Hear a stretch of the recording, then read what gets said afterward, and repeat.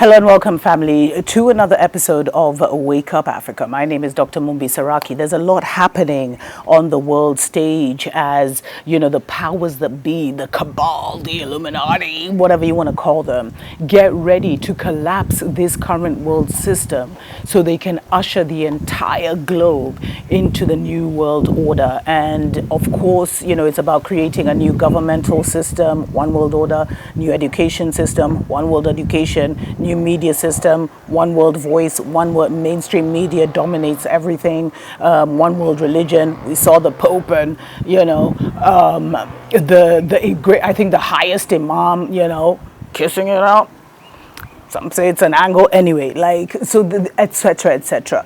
And so the way they had to do this is they had to attack the foundation of some of the pillars of this system and create a shock that would have a domino effect and help them to literally have nations like collapse. So already many African nations are in that trap because of debt, and the crazy interest rates. Some say we've paid our debt 2 or 3 times over because of the high interest rates that many of our countries signed with the IMFs of this world and the World Banks of this world. And so there's a warning that's been given with the collapse of the very first nation due to the global debt crisis. And the global debt crisis came across, of course, because of the pandemic. And then from the pandemic, they unleashed Russia versus Ukraine on us. And this now is creating like a debt crisis, and countries, now they're just waiting for countries to implode. And the first country to actually fall to the old order is Sri Lanka. I don't know if you guys have been hearing of the craziness that's been happening in Sri Lanka, where literally the country is left with like $50 million. And the prime minister actually had to resign, and we saw him and his family actually leaving on a chopper, like literally having to escape as people attacked it. But the interesting thing is, the protests have got so violent because food shortages, fuel shortages, all kinds of things going on, and they talk about how it's a mismanagement of funds. But it's gotten to the level where Sri Lankans started to attack politicians who had stolen their money, because these guys didn't know a crisis was coming. So they were siphoning public funds, and now there are no public funds. And so the Sri Lankans, some are saying they've burnt down 30 houses, 30 residents of politicians across Sri Lanka family as an outpouring of outrage, as a response to what is going on. And so this is a warning, because of course now there's other countries that the IMF and the World Bank. So basically now, before I get into that, the IMF and the World Bank have now come back to Sri Lanka, and they're now, as there's riots, as there's great crazy demonstrations, as the prime minister has resigned, they've now come in and they've said, okay, so we'll help you, but we're going to put tighter measures on you. You won't be able to do this, you won't be able to spend on that. And this is how they create new policy for the new world order. Best believe, family, they wait till sugars hit the fan and politicians are desperate, then they come in and say, okay, we'll give you money, but you got to bow to the new world order system in no uncertain terms. And so now the interesting thing about this, and this is why I bring it to your attention, is because there's also the world, the IMFs of this world are also closely watching certain African nations which they fear could go the way of Sri Lanka, because they have high debt and their economies have been crippled. The countries are Ghana, Ethiopia, Kenya, and I can't see the fourth one. I can't remember what the fourth one is, but these are the ones that they're watching very, very closely, expecting to go the Sri Lanka way. And of course they were hit, Ghana, Kenya, South Africa, and Ethiopia. Do you think that's a coincidence? Listen to those countries and the spiritual heritage of those countries. Do you think it's a coincidence that they're the ones that are being watched? I mean, these are the countries, they talk about how these are the countries to watch. on the African continent that could soon, implode or collapse because, of course, they affected. We went highly into debt with the Chinas of this world. First of all, we tried to show I'm just talking about Kenya, for example. We tried to show our middle finger to Europe, to Babylon, and we went the China way, got money from China, then got highly into debt, had to go back to Babylon to ask them for money, put us in debt knowing that they had the Agenda 21 that was about to be rolled out that would cause 3 shocks to the system: pandemic, war, and then, debt crisis. So it's like that, what do they call it? The honeycomb or something like that? The honey trap. So they got our leaders into these honey traps. And then we've also seen war in Ethiopia, which has destabilized Ethiopia. Or they keep sending that spell of destabilization to Ethiopia. Maybe I should put it like that. So this is a warning to the politicians of Kenya, South Africa, Ethiopia, and Ghana. You're the ones, family, that Babylon is watching as the potential countries that could go the Sri Lanka way and could be the countries to fall, because they're expecting this to be a domino effect.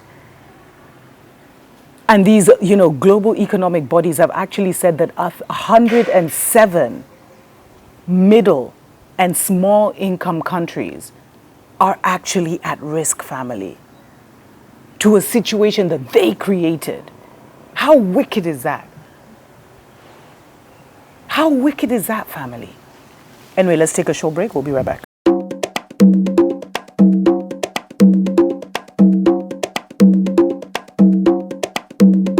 Welcome back, family, to Wake Up Africa. My name is Dr. Mumbi Seraki. So, it's very important to watch the patterns.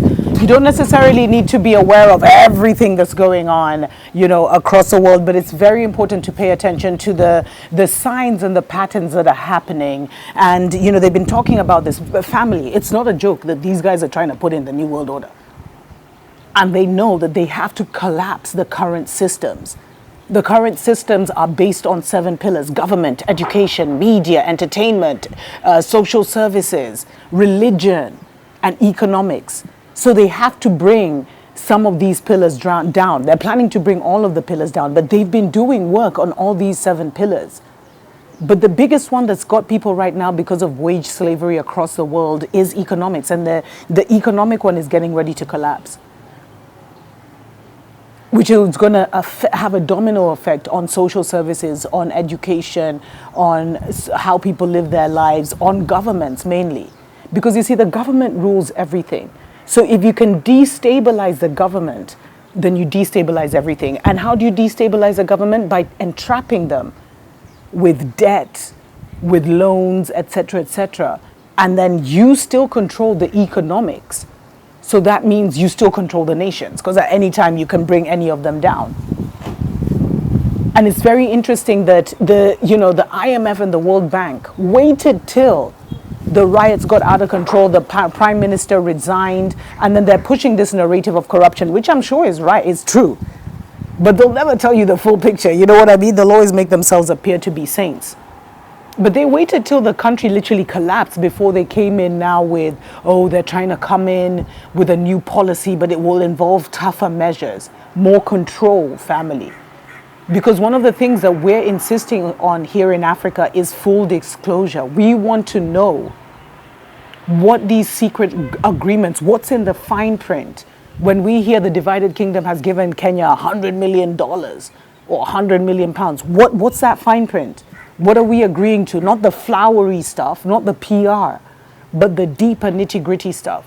And thank God that we're in the age of, freedom and exposure. But to politicians and the governments of those 4 nations that were quoted as being the countries that are being watched by the IMF and World Bank, Kenya, South Africa, Ethiopia, and Ghana, their governments need to be very, very careful. And that's why you might also see a transition in government to more populist leaders, like what's happening here in Kenya, what could happen in South Africa, who will be able to now mentally manipulate the people to kind of slip in the New World Order, or will they be the revolutionaries? Because there's a very clear warning that's been given by our ancestors in this season. If you're not fighting for Africa, you won't make it. You'll fall with Babylon. But for us in those nations, we should take this as a warning that we're under the radar of Babylon, so instability may be coming to our nation. So not only should we be praying, the truth, you see, because sometimes you have to have that collapse so that you can rebuild afresh. So maybe we should be praying for the ancestors to come in and give us the transition we need. Pull a surprise on the powers that be that are trying to make countries self-detonate so they can come in with their New World Order agenda. But if you're in these countries, family, I hope you've been listening to me over these last 2 years. And if you're anywhere on the motherland, I hope you're getting your organic seeds, family, because there's really been a very concerted effort by Billy Goat to get as many GMO seeds into our nations. So I hope you're going to the local farmers who sometimes don't have. You need to go deeper than that, but you're getting your seeds.